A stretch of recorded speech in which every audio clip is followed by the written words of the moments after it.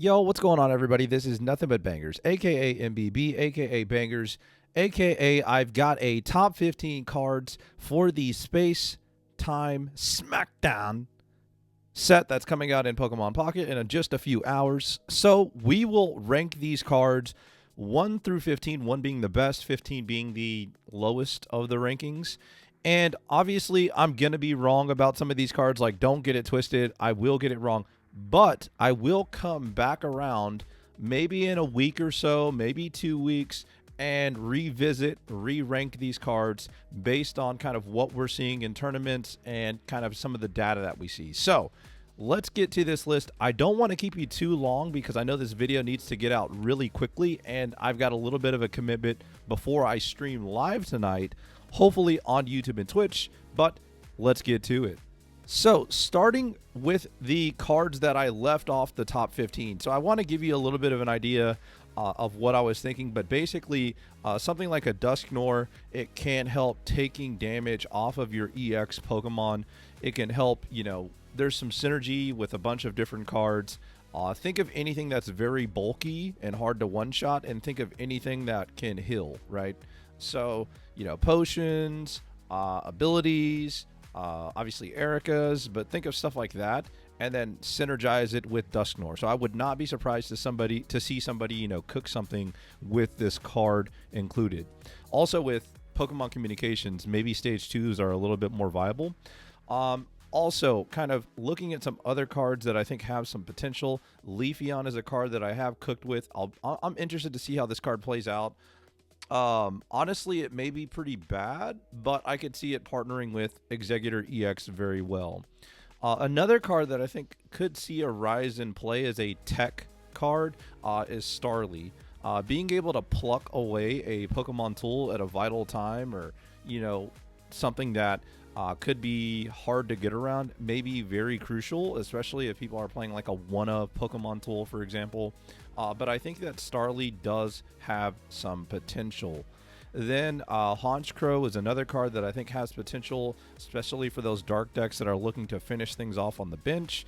It can be a little bit of a finisher. You may see this played similar to like a Zebstrika in some of these dark decks, because dark seems to be a pretty fast deck. And I do think that there's similarities between what Pikachu has been doing and what Dark will be trying to do. But again, with 2 dark energies being the cost, it's a little bit pricier than Zebstrika, but the trade-off is you are dealing 50 damage. And the last card before we get into the actual top 15, Lucario. Lucario is interesting. I just don't know that the fighting archetype is going to have enough bulk to withstand some of the things that I anticipate us seeing in this metagame. So now that we've kind of talked about the cards that are sitting outside the top 15, I may have missed some cards. We'll see if these cards move up in a couple weeks, but let's get to the top 15. Okay, coming in at number 15, I've got Rampardos, and the best comparison that I can give you about this card is think Golem, right? Think Golem. That's the best thing that I can kind of compare this to, right? It's obviously a little bit trickier to get out in some cases, but Pokemon communications, and then you combo that with the fact that you are only playing 4 Pokemon in terms of how they count, right? Because you're playing Cranidos and then Rampardos as 2-ofs, and then you're going to play a basic, right? That hopefully is able to do something a little bit on its own, right? And so Pokemon Communications is a card that I think you'll be able to play in this deck to help your efficiency with getting Rampardos out. And then once Rampardos is out, 130 is a pretty high damage cap. So I hope, and I'm thinking, that in combination with the Pokemon tool, that Rampardos will be able to have maybe the potential to steal an early event. And then definitely in the no EX format, I think it's very viable as well. Going to number 14, so Bastiodon is another card that I think, again, I just keep thinking, if Golem could steal an event, why can't Bastiodon and Rampardos? And the only reason why I put Bastiodon ahead of Rampardos is because it can take a hit from a Mewtwo, unless, there's a Giovanni, right? And the fact that, it has more bulk in combination with the ability that may knock off 100 damage from the attack, I think that like that's huge, right? And granted, it's only dealing 80, but if you can two-shot a lot of Pokemon with 80 damage. And so I do think that Bastiodon has potential. And again, like, you're probably using some form of, two other Pokemon, right, that are basics. Then you're playing, Bastiodon and Shieldon, and then you're playing Pokemon Communications, right, to try to get that efficiency of finding Bastiodon. I don't know if Dialga is the answer, but Dialga might be the answer, right? So you're using Dialga. You're going to obviously always open Dialga, and then you're going to use Pokemon Communications to hopefully find the Stage 1/Stage 2 Shieldon/Bastiodon. So I do think that this has potential. And then, you could just high roll your opponent and basically keep flipping heads and taking 100 less damage, right? And by the way, I didn't read Rampardos' attack, but it's just to make sure everybody knows. Hopefully you can pause the video. I'll try to read these cards. Again, I'm trying to do this quick. Not going to be a ton of editing. You probably won't even see the numbers pop up for the rankings. But I will leave a timestamp to help you out. So continuing on with the rankings, Pachirisu is another card that is going to come in on this list at number 13. Now, you may be thinking, hey, this should be higher. It's pretty good tempo. I'm just scared of, like, even with Cape, it's 140 HP, and that scares me just a little bit with, like, how fast the dark decks are going to be. Obviously, you've got grass decks with Executor EX that got better with Pokemon Communications. Like, that's going to be a really tough wall to overcome if they have any healing abilities or trainers or supporters. So I've got Pachirisu a little bit lower on the list. And then again, there's only, like, realistically, there's only 2 tools that are really, like, that good. And playing the berry is probably not a great... it's not going to feel great. So, you've only got 4 tools. There's no way to tutor the tools. And then if you don't find the tools for Pachirisu, it's only dealing 40 for 2 energy. So, again, not great value. But again, I do have this on the list just because, like, hey, maybe people are able to kind of get, a little bit of value and run out of Pachirisu. Now, coming in at number 12, I've actually got Miss Magus, and Miss Magus is one of those Pokemon that, like, I think the biggest problem is going to be, like, I don't know that it has a partner, right? Like, I don't know what you partner Miss Magus with, right? And so, like, Pachirisu at least has, like, Pikachu, Mew EX, like, it's got, Tauros maybe, like, you've got different partners. It's got Zebstrika. It's got different partners. But, like, what are you pairing with Miss Magus, right? Are you really going to play Gardevoir? Because if you're playing Gardevoir, why not just play Mewtwo, right? So, again, when I look at this card, I kind of think, I'm not sure that I really think that it has a good partner. However, 140 HP, decent, and then the confusion is going to either force a retreat or force a coin flip. So, again, like, if you don't know what confusion does, when your opponent decides to attack while confused, they flip a coin. If heads, the attack happens, and then if tails, the attack fails and the turn ends. So confusion is pretty spicy. And then keep in mind, we are going to get a promo Miss Drevius, right? That's going to confuse for 1 energy. So again, I do think that it has potential. Now, this is going to surprise some people. Number 11, and I kind of like Licky Licky. I kind of like it.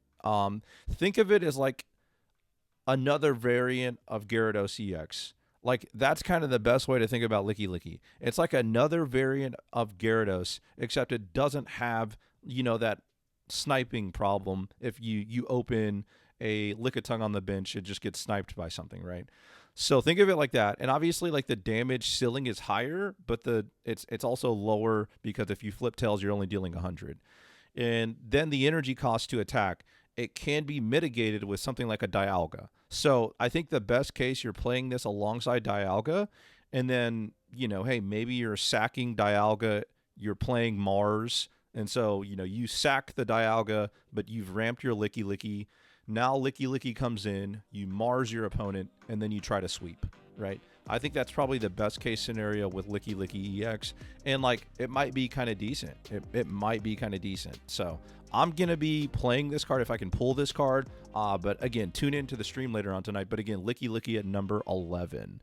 Now, coming in at number 10, speaking of Dialga, here's Dialga. So I think one of the things with Dialga is that like you're gonna need to find out what it partners with, and the partners that it currently has may not be that great. And like that's kind of the issue, right? Like how good is Dialga ramping a Mew EX? How good is Dialga ramping a Tauros, right? And on the flip side of that too, like, you know, what happens to the games that you don't open Dialga so you can't start attaching energy to it to get it attacking, you know, on curve when it's supposed to. So like there's a lot of questions about Dialga that I still have, but I think that putting it at number 10 is solid. And I do think that, you know, Palkia is probably slightly better because it's going to just slide into decks that are already kind of good. So again, Dialga EX, I think it has potential. I'm just trying to figure out like what is the best partner, and then is that best partner able to compete against the other best decks in the format, which right now, before this set comes out, are, you know, Mewtwo, Gyarados, Pikachu, you know, and Celebi. Like, how does it match up against those decks? Now, coming in at number 9 is going to be Palkia EX. And again, I just kind of stated why I think this Pokemon is still like towards the top and better than Dialga, is because it's just going to slide right into decks that are, in my opinion, are already good. And then it's still going to have that high roll potential with Misty, right? So again, I do think that Palkia EX can slide right into a Gyarados deck and fulfill the role that sort of that Dredagon was sort of doing. And I think that we're going to probably see new ways to play Gyarados alongside Palkia, which are going to be really, really good and also really, really fun. Now, the electric weakness is a little bothersome, and the 150 HP is a little worrisome because of Mewtwo and Pikachu EX. But I think in combination with things like Cape, things like Rocky Helmet, you can at least like make math a little bit better to where you're punishing them for attacking you, or you're able to survive an extra turn and then retreat. So yeah, I definitely think that Dialga and Palkia EX are still pretty good now that we've seen every card in the entire set. Now, going to number 8. Now, some people may have Darkrai higher. The only reason why I have Darkrai where it is because I think that it's going to work in combination with Weavile. And like Weavile individually, I think it's probably a better card. The grass weakness is really worrisome. Like 140 HP, that's decent bulk. But man, again, like people are starting to realize how good Exeggutor EX is, and like that's not going to just suddenly change just because we got a bunch of new cards. People are still going to play Celebi, people are still going to play Exeggutor, people are still going to play Superior, and guess what? Now they have Pokemon Communication, now they have Rocky Helmet, now they have Giant Cape. Like they have different tools to play around with as well. So as cool as it is, opening, you know, Darkrai and opening Sneasel, right? Passing the turn, and then on your turn saying, okay, I'm going to evolve my into Weavile EX. I'm going to attach an energy to Darkrai, so I'm putting 20 on your active, and then use something like Dawn to move that energy from Darkrai to my active Pokemon, which will be Weavile, and then all of a sudden I'm swinging for 90 turn 1, right? Like that's a 4-card combo is the first thing that I'd point out. The second thing that I'd point out is that's really good.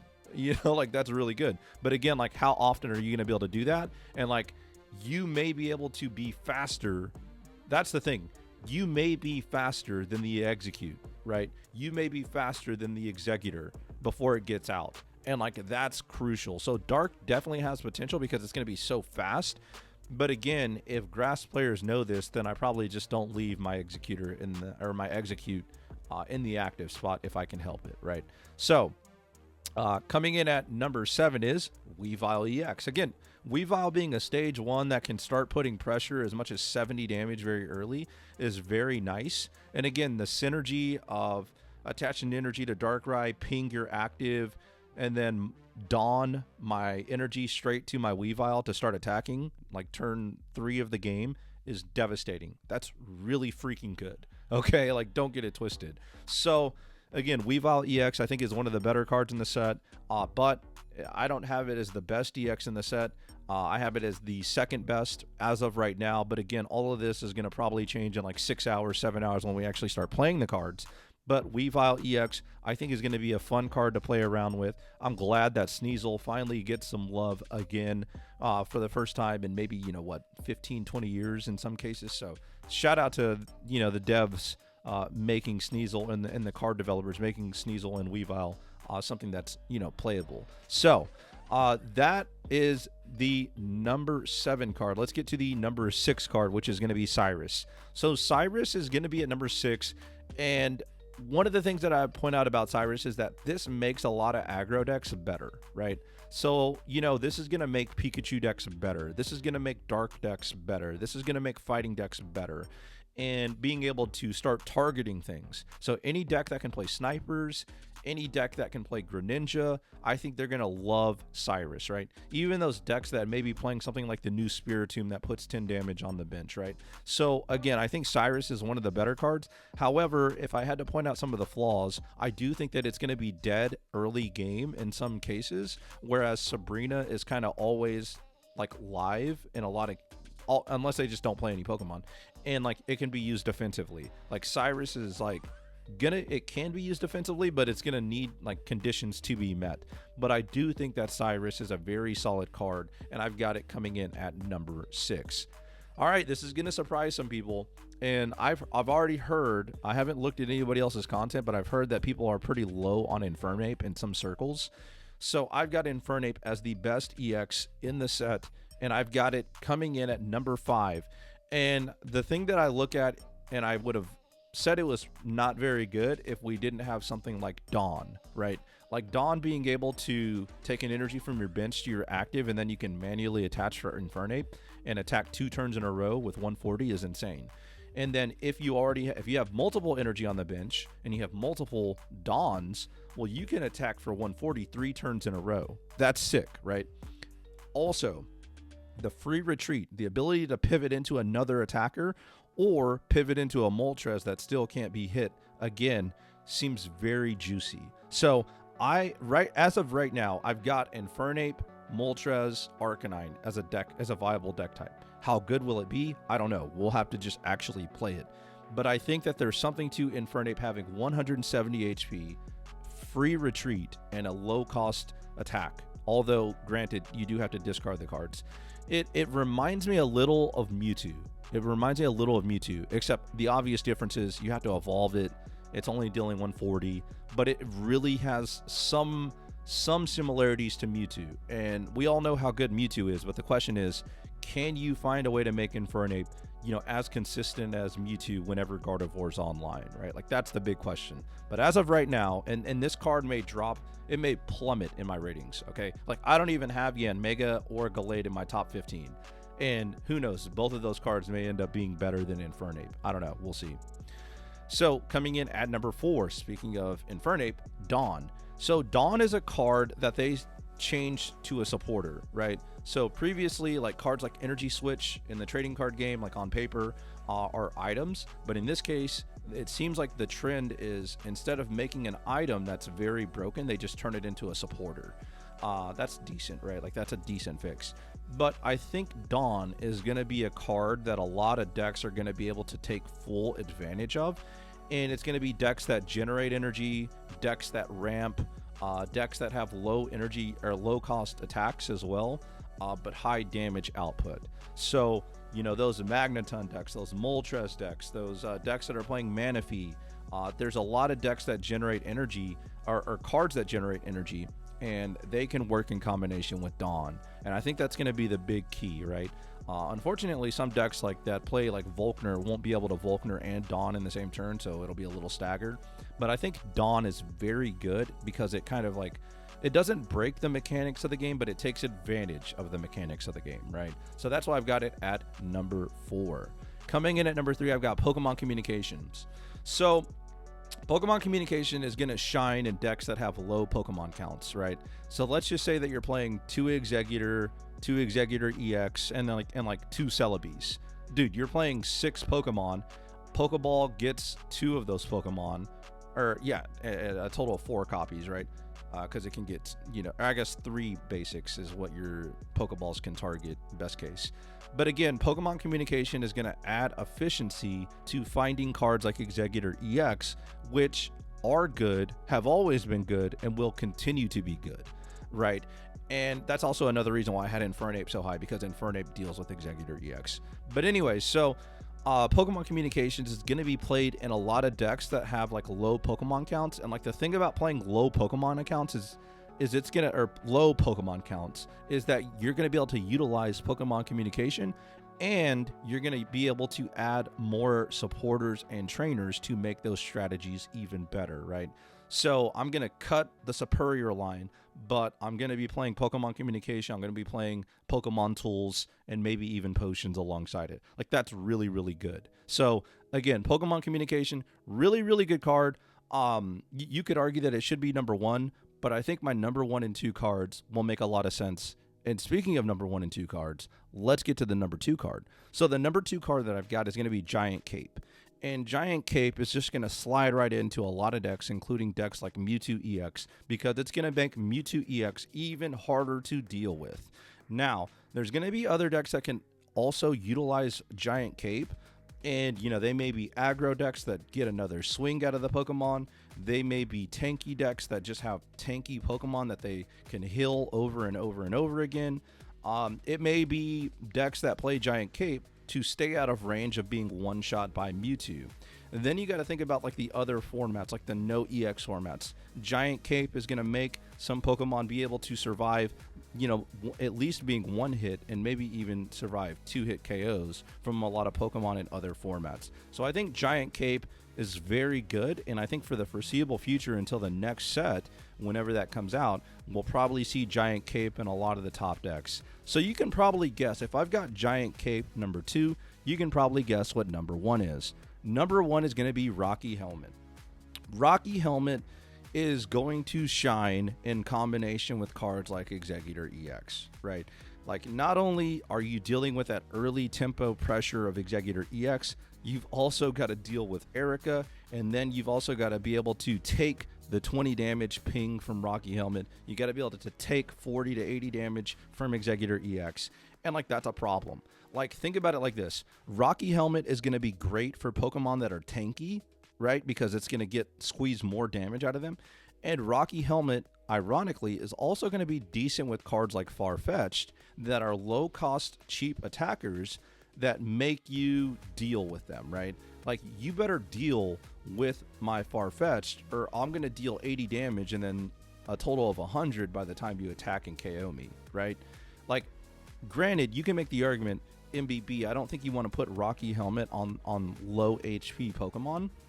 But again, you know, like, if you're playing low HP Pokemon, Cape might be better, right? Like, I'm playing Magikarp and Cape 100%, but I'm not playing Magikarp and Rocky Helmet, right? Because it doesn't really do much. But again, in a lot of cases, you may see Rocky Helmet being played in these aggro decks to squeeze more damage out of their Pokemon at the cost of no energy, right? So Pikachu, hey, I'm hitting you for 90, and if you attack me back, I'm dealing 20 more to you, right? So you better one-shot me and deal with me right away. But at the same time, if you don't one-shot me, I'm going to just deal 90 to you again next turn. So in my opinion, Rocky Helmet, the best card in the set. And like, the only other card that I could see being better would have been Focus Band, right? But Focus Band didn't happen. The leaker was wrong. That's a whole nother story. But again, tell me what you think of this top 15 list and the honorable mentions. What cards do you think I got dead wrong? What cards may have surprised you? What's your top 15? And again, none of us has played these cards. The only thing that I've done is simulate hands on PokemonMeta.com, which is a great resource to do that.